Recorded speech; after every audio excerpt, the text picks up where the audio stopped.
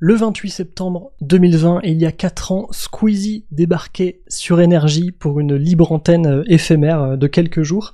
D'ailleurs, ils avaient remis ça en 2022. Je vais vous expliquer pourquoi je vous fais cette reco. Je vais défendre cette reco dans Grégoire Écoute.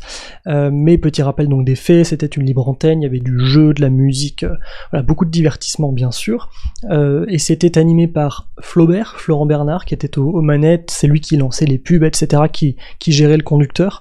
Et Squeezie était un peu l'invité permanent, et il y avait des gens d'internet, du YouTube Game, etc. qui venaient chaque jour pour rigoler, pour faire des jeux et pour discuter aussi.